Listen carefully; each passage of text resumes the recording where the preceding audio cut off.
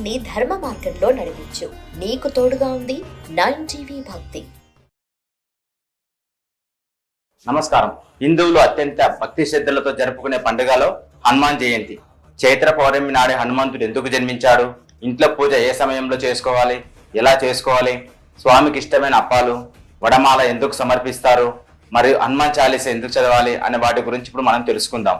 పురాణాల ప్రకారం అంజనాదేవి మరియు కేసరి దంపతుల దీర్ఘకాల తపస్సు ఫలితంగా పరమశివుని అంశతో వాయుదేవుని ఆశీస్సులతో చైత్రమాస పౌర్ణమి రోజున హనుమంతుడు జన్మించాడు.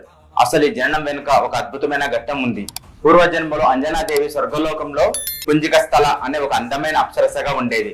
ఆమెకు తన అందం పైన చాలా గర్వం ఉండేది. ఒకసారి ఆమె భూలోకంలో విహరిస్తున్నప్పుడు ఒక అడవిలో తీవ్రమైన తపస్సు చేసుకుంటూ ఉన్న ఒక మహాముని చూసింది. తన అందచందాలతో ఆటపాటలతో ఆ ముని తపస్సుకు ఆటంకం కలిగించడమే కాకుండా తన అల్లరితో ఒక కోతిలాగా వింత చేష్టలు చేస్తూ ఆ మునిపై పండ్లు విసిరింది, ఆట పట్టించింది. అంతేకాదు ఆ తపస్సు చేసుకుంటున్న మునిని చూసి కోతిలా ఉన్నాడు అని ఎగతాళి చేసి తన కఠోరమైన తపస్సుకు భంగం కలగడం మరియు ఆమె చేసిన కోతి చేష్టలకు తీవ్ర ఆగ్రహానికి గురైన ఆ ముని, నీకు నీ అందం మీద ఉన్న గౌరవంతో ఒక కోతిలా ప్రవర్తించావు, నా తపస్సును ఎగతాళి చేశావు, కాబట్టి నువ్వు తర్వాత జన్మలో వానర ముఖం గల స్త్రీగా జన్మిస్తావు అని శపించాడు. ఆ శాపానికి భయపడి ఆమె తన తప్పు తెలుసుకొని కన్నీటితో క్షమించమని ప్రాధేయపడగా పరమశివుని అంశతో నీకు ఒక మహానీయుడైన కుమారుడు జన్మిస్తాడు, ఆ కుమారుడు జన్మించినప్పుడు నీకు శాప విమోచన కలుగుతుంది అని ఆమెని అనుగ్రహించాడు. శాపవస్తు భూలోకంలో అంజనాదేవి పుట్టింది. ఆమె వానరాజైన కేసరిని వివాహం చేసుకుంది. ముని చెప్పినట్లుగా తనకు శివాంశ సంభూతుడైన కుమారుడు పుట్టాలని ఆమె తన భర్తతో కలిసి ఏకధాటిగా 12 సంవత్సరాల పాటు శివుని గురించి అత్యంత భయంకరమైన కఠోరమైన తపస్సు చేసింది. వారి భక్తికి మెచ్చి పరమశివుడు లోక కళ్యాణం కోసం తానే స్వయంగా వారికి కుమారుడిగా జన్మిస్తారని వరమిచ్చాడు. సరిగ్గా అదే సమయంలో అయోధ్యలో దశరథ మహారాజు సంతానం కోసం పుత్ర కామేష్టి యాగాన్ని చేస్తున్నాడు. యాగఫలం అగ్నిదేవునికి ప్రసాదించిన పాయసాన్ని దశరథుడు తన భార్యలకు పంచుతూ ఉండగా సువర్చుల అనే ఒక పక్షి, అది కూడా శాపగ్రస్తమైన దేవతే, అక్కడికి వచ్చి కొంత పాయసాన్ని తన ముక్కుతోన ఖర్చుకొని ఎగురుతూ వెళ్ళింది. అంజనాదేవి తపస్సు చేస్తున్న అంజనాద్రి పర్వతం మీదుగా ఆ పక్షి వెళ్తున్నప్పుడు శివుని ఆజ్ఞతో వాయుదేవుడు ఆ పాయసంను అంజనాదేవి దోషిట్లో పడేలా చేశాడు. ఆ దైవిక పాయసాన్ని సాక్షాత్ ఈశ్వరుని ప్రసాదంగా భావించి స్వీకరించిన అంజనాదేవి గర్భం ధారించింది. అలా వాయుదేవుని అనుగ్రహంతో సాక్షాత్ పరమశివుని అంశతో హనుమంతుడు జన్మించాడు. పుడుతూనే ఆంజనేయుడు మెడలో యజ్ఞోపవీతంతో, చెవులకు కుండలాలు, దేదీప్తమైన తేజస్సుతో ఎంతో అద్భుతంగా కనిపించాడట. అంతేకాదు పుట్టిన వెంటనే తీవ్రమైన ఆకలి వేయడంతో ఆకాశంలో ప్రకాశిస్తున్న సూర్యుని చూసి పండిన ఎర్రటి పండు అనుకొని దానిని తినడానికి ఒక్క ఉదుటిన ఆకాశంలోకి ఎగిరాడు మన బాల ఆంజనేయుడు. ఆ బాల ఆంజనేయుడు లీలలు చూసి ముక్కోటి దేవతలు మురిసిపోయారు. చైత్రమాసం అంటేనే వసంత ఋతువు, ప్రకృతి కొత్త చిగురులు వేసే సమయం.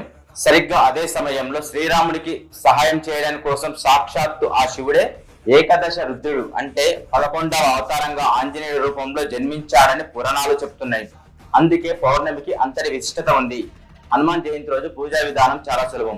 ఉదయాన్నే నిద్రలేచి స్థలస్నానం చేసి పూజా మందిరాన్ని శుభ్రం చేసుకోవాలి. ఆంజనేయ స్వామి పటాన్ని లేదా విగ్రహాన్ని తూర్పు వైపు ఉంచి ఆవు నెయ్యి లేదా నువ్వుల నూనె దీపంతో వెలిగించాలి. స్వామికి ఎరుపు రంగు పూలు, తమలపాకుల మాల అంటే చాలా ఇష్టం. పూజలో ఖచ్చితంగాను రామనామ జపాన్ని జపించడం మర్చిపోకండి. ఎందుకంటే ఎక్కడ రామనామం వినిపిస్తుందో అక్కడ హనుమంతుడు కొలువు తీరై ఉంటాడు. ఆంజనేయుని పూజ అనగానే మనకు ముందుగా గుర్తుకొచ్చేది ఏంటంటే వడమాల మరియు అప్పాలు, మినపవడలు దారానికి గుచ్చి మాల వేయడం వల్ల రాహుకేతు దోషాలు తొలగిపోతాయని భక్తుల ప్రగాఢ విశ్వాసం. అలాగే స్వామికి తీపి అప్పాడు లేదా బూందీ, లడ్డు నైవేద్యంగా సమర్పించాలి. దీని వెనుక ఉన్న ఆంతర్యం ఏమిటంటే మినపప్పు శారీరక బలాన్ని ఇస్తే, బెల్లం మరియు తీపి అప్పలు తక్షణ శక్తిని ఇస్తాయి. బలవంతుడైన బజరంగ బలికి ఇవి ఎంతగానో ప్రీతికరమైనవి.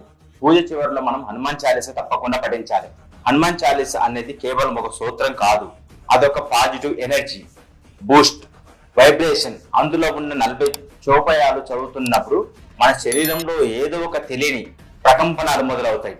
మన మనసులో ఉన్న భయం, నెగిటివ్ ఎనర్జీ, ఆందోళన మాయమైపోతుంది. అపారమైన మానసిక ధైర్యం వస్తుంది. నేటి ఉరుకుల పరుగుల జీవితంలో ఒత్తిడిని జయించి ఏ పనిలోనూ విజయం సాధించాలంటే ప్రతిరోజు మీరు ముఖ్యంగా హనుమాన్ చాలీస చదవడం ఎంతో మేలు చేస్తుంది. ఈ విధంగా హనుమంతుని పూజించడం వలన ఆ బజరంగ బలి ఆశీస్సులు మీ అందరికీ ఉండాలని మనస్ఫూర్తిగా కోరుకుంటూ